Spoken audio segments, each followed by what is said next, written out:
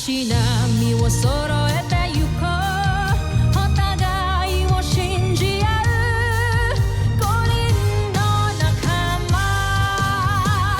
まるでスファイブに預けた命飛ぶぜ宇宙の果てまでもみんなの笑顔持ち帰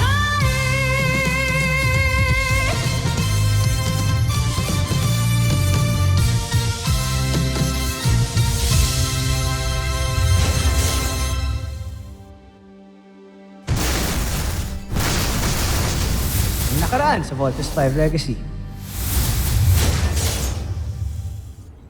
Si Kuya Manuel? Isang alien? Imposible naman. I cannot put this camp at risk. At lalong-lalo na kayo. Kayo ang last line of defense. Kapag may nangyari sa inyo dahil sa kapabayaan nating lahat, who will protect our planet? Akala ko ba move on na tayo kay Steve? Kung wala sila ni Jamie, maybe I still have a chance with him. Labis-labis naman yata ang iyong pag-aalala kay Prinsipe Zardos. Kayong kanina lamang ay kausap natin siya. Huwag mo sabihin sa akin hindi ka nag-aalala para sa ating Prinsipe Draco. Nag-aalala rin, ngunit ibang antas ng sa iyo. I want you out of this camp. Maghanda ka ng military escort mo. Siguraduhin ilalabas tong sa camp si Manuel. Yes, Doc. Salakayin ninyo ang kanilang kampo ngayon dito. Joffrey, mas makakabuti siguro kung bumalik muna kayo dito sa ating himpilan. Hindi pa ako makakaalis. May kailangan pa akong kumpirmahin. Ano na naman po bang beast fighter yung kakalabanin namin? It's not a beast fighter, but the skull ship. Same ship na nakasakit sa mama niyo dati. Kayo nga ang hinahanap ko. Kayo nga ang Voltes 5. Nakikita ko na ang Voltes 5 na paalis ng kanilang kampo. Huwag mong aatakihin ang Voltes 5. Pinalusob kita para malaman ang katotohanan. Yun lang. Nalaman ko na. Comment attack now!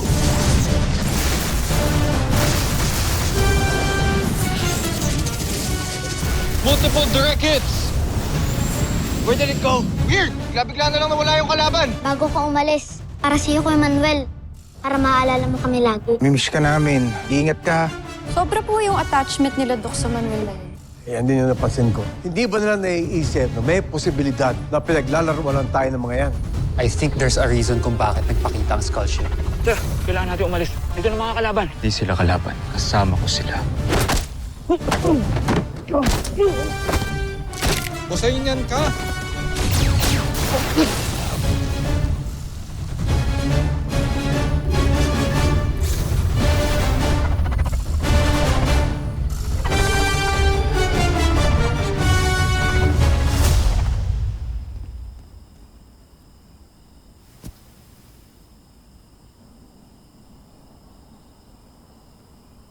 CBF Command.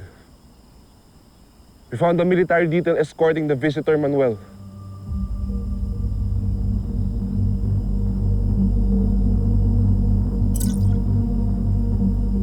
Sir, patay na po ang mga escort. No signs of subject. Patay ho yung escort. Kamusta si Kuya Manuel, Dr. Smith? Wala na. Who knows where he is right now? Posible na siya ang pumatay sa security escort. Hindi po magagawa ni Kuya Manuel yun. Mabait po yun. Sigurado ko sa sinasabi ko. Dr. Smith, we cannot jump into conclusions hanggat wala ho tayong proof. Yes, Doctor, and we don't have the proof to claim otherwise. Pero may proof si Dr. Smith na tama ang kutob namin laban sa Manuel na yun. Ano hong pruweba, Dr. Smith? Isa siyang kalaban.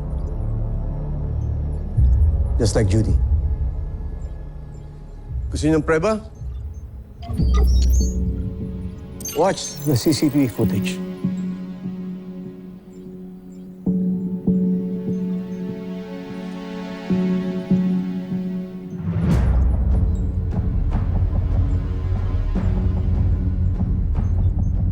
He disguised himself as a CBF pilot para makapasok sa engineering bay. Now tell me, bakit niya gagawin yun? Nakakailan na kayo, Armstrong Brothers. Sa pangalawang pagkakataon, nagulangan na naman kayo ng mga kaaway natin.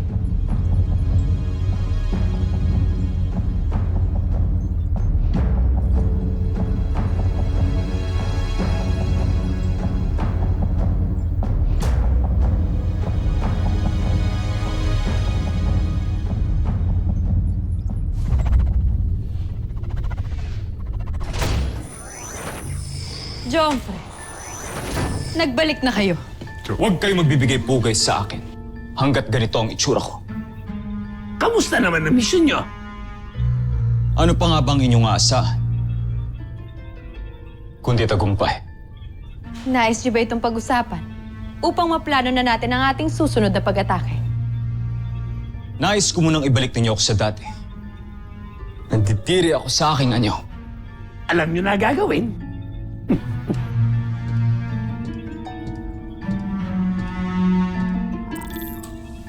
Handa na ba kayo, Prinsipe Santos? Handang-handa na.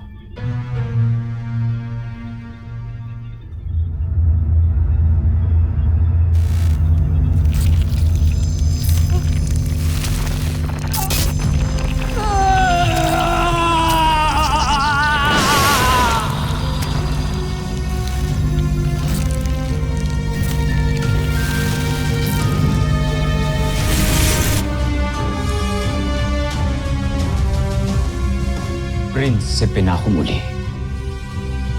Jomfre.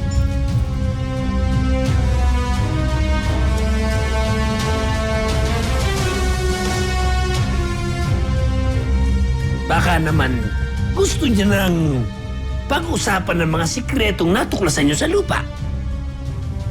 Hindi lang yan ang nais kong pag-usapan, Su. Kundi ang nalalapit na pagtatapos ng Terra Air 2. Dahil kilala ko na ang Voltes 5. Maligayang pagbabalik, Jomfre.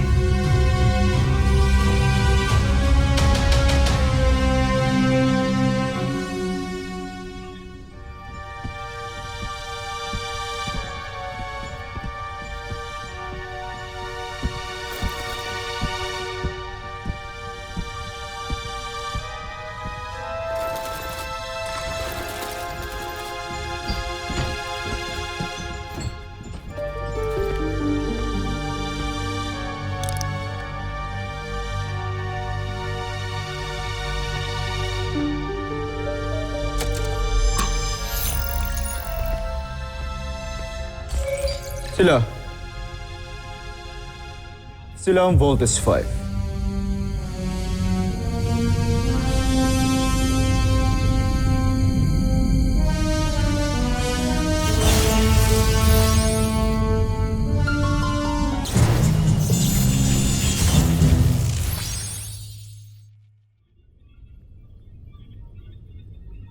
Mga musmus ang kalaban natin? Totoo, Zul. Mga musmus nga sila. Pero tinatalo ang mga nilikha ninyo. Kaya huwag niyo sila maliitin. Magagawa na rin natin silang talunin sa gagawin kong Beast Fighter, Jomfre.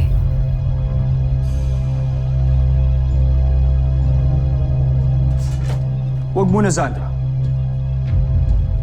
May iba akong plano para sa ating kalaban. Plano? Maaari niyo na ba itong sabihin sa amin, Jomfre?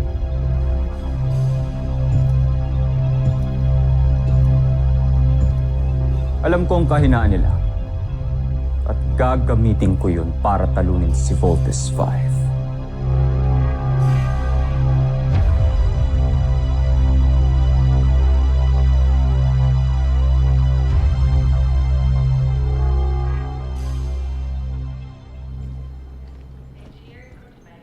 Binigay ko pa naman sa kanya ang favorite kong toy boat. Kala ko mabait siya pero bad siya.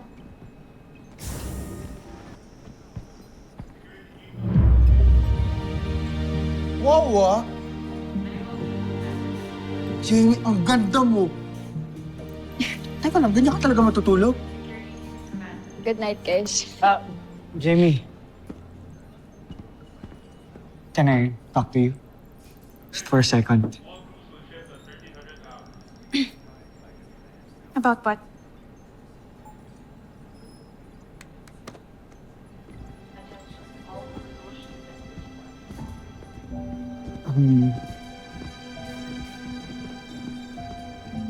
I'm sorry. Sorry for? For everything I've said. I'm sorry, alam kong nasaktan ka. Hindi ko sinasadya. I hope we can still be friends. Gusto ko sana mabalik yung dati.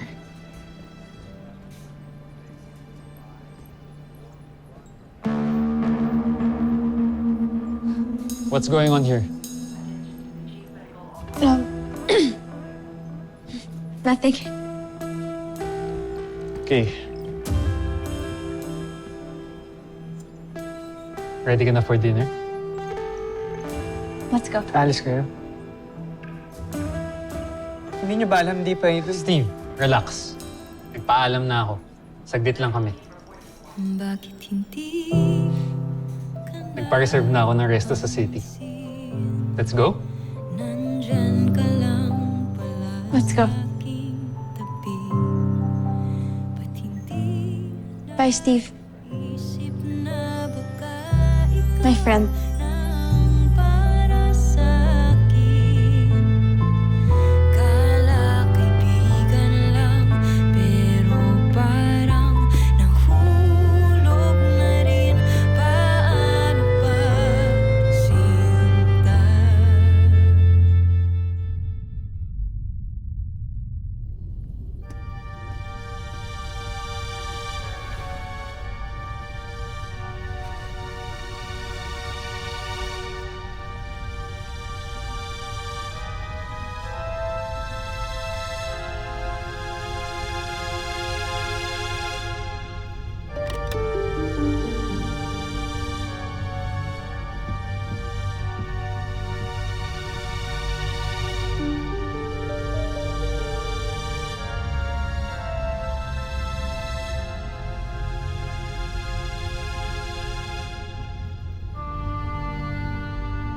Labis ako nag-alala sa'yo.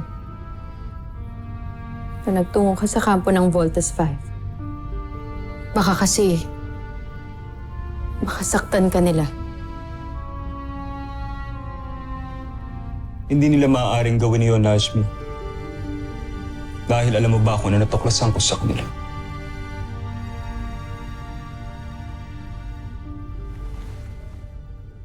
Na may hina silang nilalang. Masyado silang nagpapadala sa kanilang emosyon. At kapag napalapit ang kanilang damdamin sa kanilang kapwa, ay gagawin nilang lahat para dito.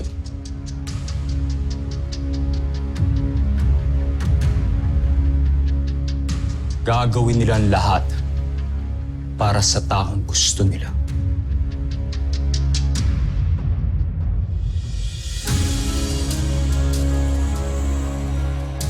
Kaya rin nilang isakripisyo ang sarili nilang kaligayahan para sa ibang tao.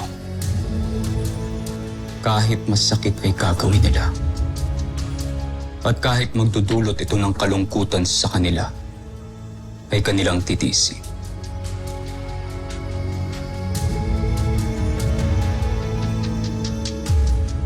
Ang pagiging marupok sa pagmamahal, ang pinakamalaking kahinaan ng tao.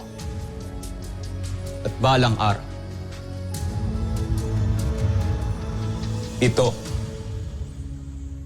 ito rin ang magpapabaksak sa kanila.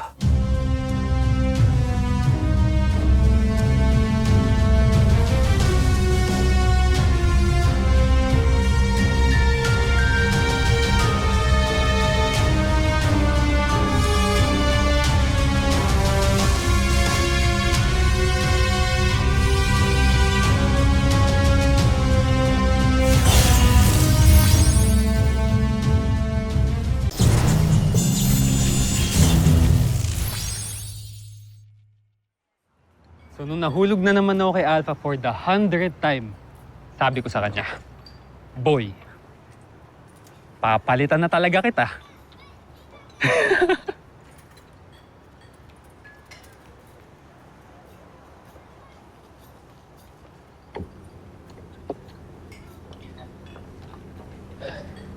Ang lungkot mo naman.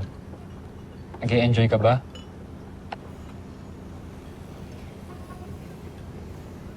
Look, Mark. I don't wanna lie to you, and I know na pinakita mo yung best version of yourself mo tonight sa akin, pero parang may kulang pa rin eh.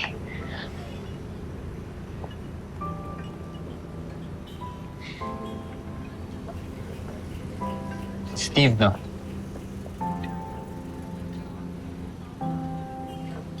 Jamie, alam kong mahal mo pa rin siya. Pero Friend lang ang tingin niya sa akin. I know. don't worry about that. Okay? Mawawala rin yung feelings mo kay Steve. And malay mo, ako naman ang pumalit sa kanya.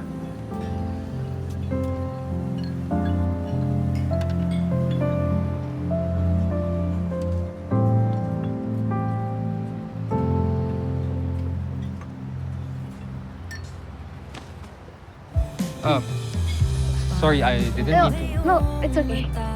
It's okay. Don't worry. Let's just pretend it never happened. Sige. Let's eat. Try mo na ba duman? Hiling ko sana'y sa huli sa'yo pa rin mauwi. Homsak!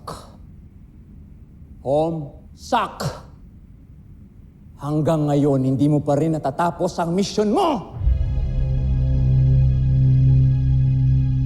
Ipapadala ko ng papalit sa'yo. Bigyan niyo pa ako ng konting panahon, Joffrey. Alam kong naiinip na kayo. Pero pinapangako ko sa inyo, ako pa rin ang magtatagumpay sa huli. Kilalanin niyo ako. Hindi ako tumatanggap ng kabiguan. Papatunayan ko sa inyong karapat-dapat ako sa aking katungkulan. Kung ano man ang binabalak mo, siguraduhin mong hindi ka papalpak. Dahil sawang-sawa na ako, Zardos. Malapit ko nang isipin na kumupkup ako ng isang taga-Buzan na walang silbi!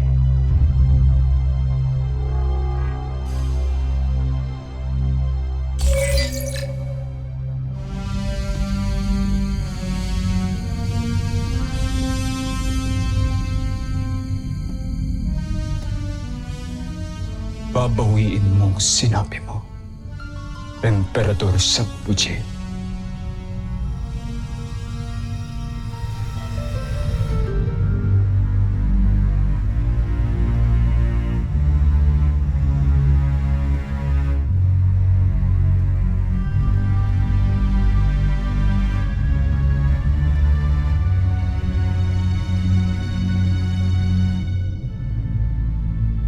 Tatagumpay ako.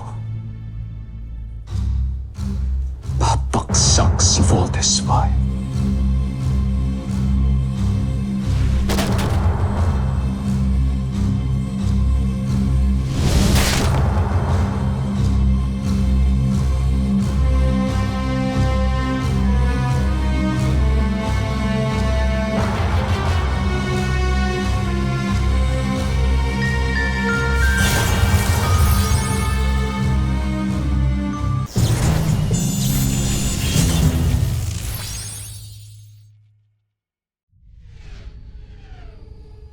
Maaasahan ba kita, General Osla? Makakaasa kayo, Joffrey. Alam niyong susundin ko ang lahat ng ipag-uutos niyo. Kung ganun ay ihanda mo ang iyong sarili dahil oras na mabigo si Zardos, ikaw ang ipapadala ko sa Terra Air 2 para tapusin ang misyon niya. Hindi kayo na nagkamali ng pagpili sa akin, Joffrey. Tatapusin ko ang lahat ng hindi kaya magawa ni Zardos.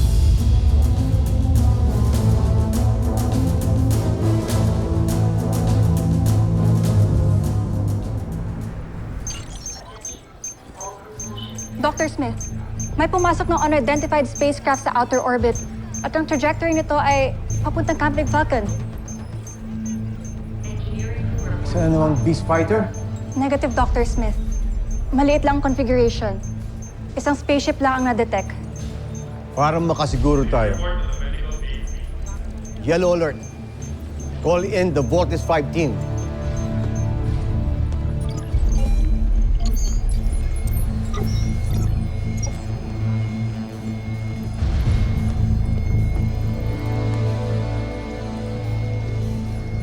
Sino ka? Isa ka bang kalaban? O kakampi?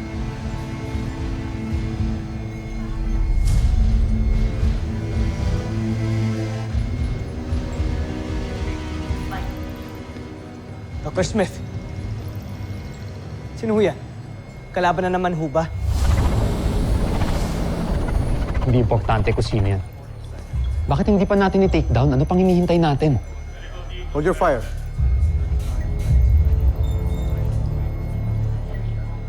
Kanina ko pa inaobserbahan yan. And he has not made any aggressive moves. And not fired a single shot. So, hindi po siya kalaban? Malalaman natin. This is Dr. Richard Smith of Camp Big Falcon. Do you hear me? Please identify yourself.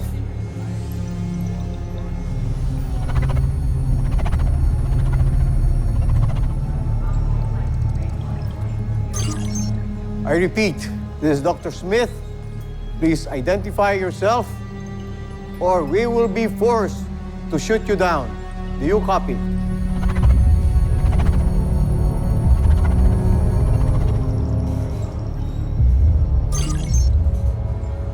I repeat, do you hear me? Please acknowledge. Missiles on standby. Yes, sir.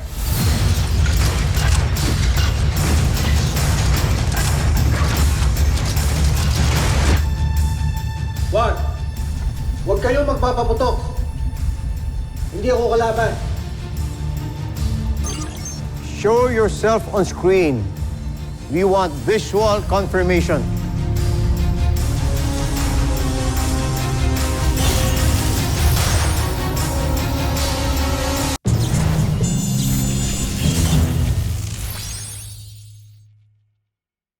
Show yourself on screen. We want visual confirmation. Sir, incoming transmission. Ako ito. Si Ned. Si Ned Armstrong.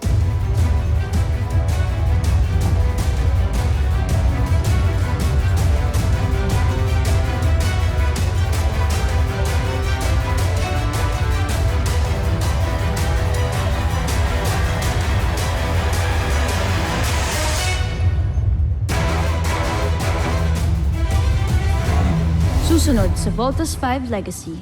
Dr. Smith, gaano ba tayo kasigurado na si Dr. Ned Armstrong talaga yan? Matagal ko nang kakilala si Dr. Armstrong. Kung meron mang hindi tama sa kanya, I will be the first one to know. May nakita kaming sasakyang panghimpapawid na tumating at pumasok sa kampo ng mga kalaban. May alam ba kayo tungkol dito, Jomfrey? Akala namin wala ka na. Akala namin di ka na makakabalik eh. Hindi ko alam kung natatandaan niyo pa yung pangako ko noon na babalik ako. Kaya ngayon nandito na ako para tuparin ang pangakong yun sa pamilya ko. Papa! Makipagtalastasan tayo sa Busan upang malaman natin ang nangyayari. Kung sino... Wala kayong gagawin. Ngunit, Jomfrey, sino ang sakay ng sasakyang panghimpapawid na yan?